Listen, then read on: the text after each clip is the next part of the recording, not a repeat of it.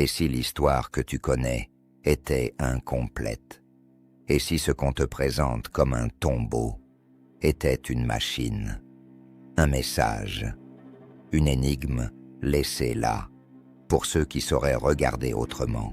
Bienvenue sur Hypothèse perdue, la série documentaire qui questionne ce que l'histoire officielle préfère ignorer. Prépare-toi à remettre en question tout ce que tu pensais savoir. Et surtout, reste jusqu'à la fin. Tu ne verras plus ces mystères de la même façon.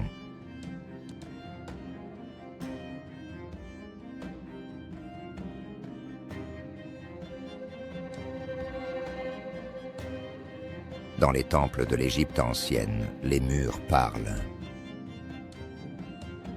Pas seulement par leurs hiéroglyphes, mais par ce qu'ils montrent sans expliquer. Là, un dieu tend un objet étrange vers le visage d'un roi. Ici, une forme stylisée revient encore et encore, comme un code répété.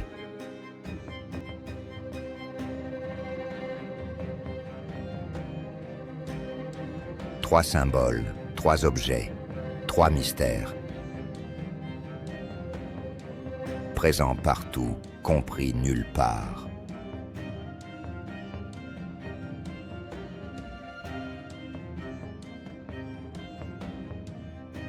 L'Ankh, souvent appelée croix de vie, est tenue par les dieux, tendue vers le nez des pharaons. Pourquoi par le nez? Que signifie ce geste rituel? Certains y voient un souffle vital, d'autres, une transmission énergétique. La boucle de l'Ankh rappelle étrangement certaines antennes modernes. Elle obéit à des rapports géométriques précis. Des chercheurs ont émis l'hypothèse qu'il pourrait s'agir d'un dispositif résonnant, utilisé pour transmettre un chant, une onde, une vibration. Et si l'Ankh n'était pas un simple symbole, mais un instrument?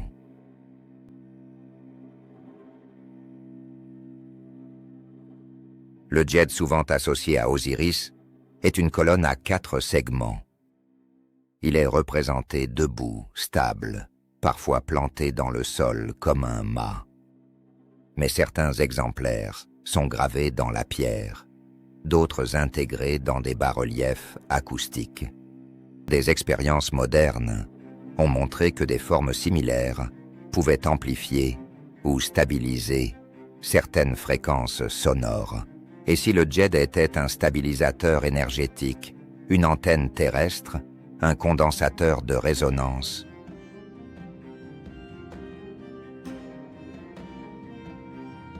Long, surmonté d'une tête stylisée, et terminé par une double fourche. Le Wa est l'un des objets les plus tenus dans les représentations divines. Et si ce sceptre n'était pas une canne d'apparat, mais un récepteur, un guide d'onde, un vecteur directionnel? Sa forme rappelle des antennes directionnelles utilisées en géophysique. Des archéologues indépendants y voient un outil de communication ou un prolongement du champ du porteur.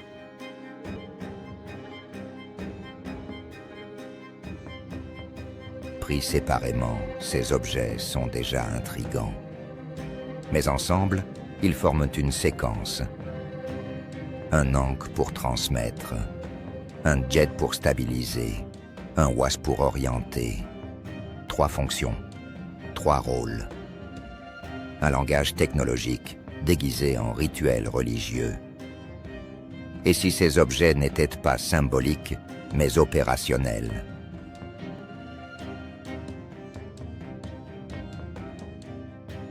Dans certains temples, les symboles sont gravés dans des pièces aux propriétés acoustiques spécifiques.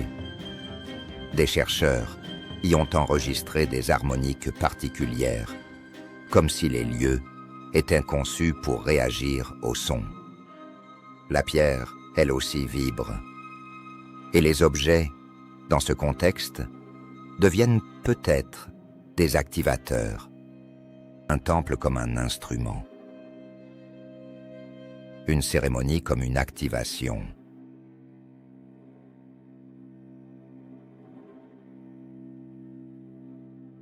Des répliques d'encre imprimées en 3D ont été testées dans des chambres de résonance. Soumises à des fréquences particulières, elles oscillent. Certains matériaux se mettent à résonner. Des ondes stationnaires apparaissent. Ce ne sont pas des preuves, mais des pistes, des indices.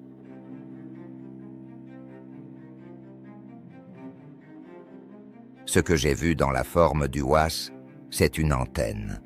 Je ne peux pas le prouver, mais c'est évident pour moi. Si un objet comme ça existait aujourd'hui, je l'imaginerais dans une main, captant un champ, relayant une fréquence.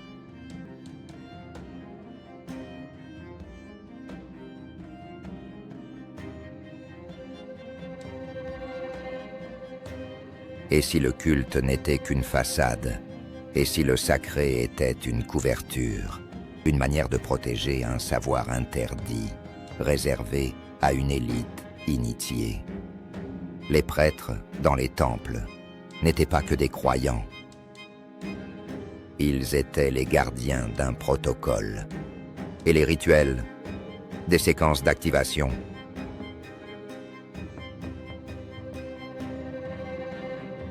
Le savoir n'a pas disparu.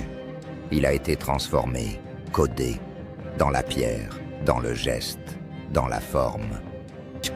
Et aujourd'hui, ce langage perdu commence à parler à nouveau, à ceux qui savent écouter, observer et surtout douter. Abonne-toi, partage cette vidéo et prépare-toi. Dans le prochain épisode, nous irons chercher les outils qu'on n'a jamais retrouvés et ceux qu'on n'a peut-être jamais su reconnaître. Ce n'est pas une théorie, c'est une hypothèse perdue.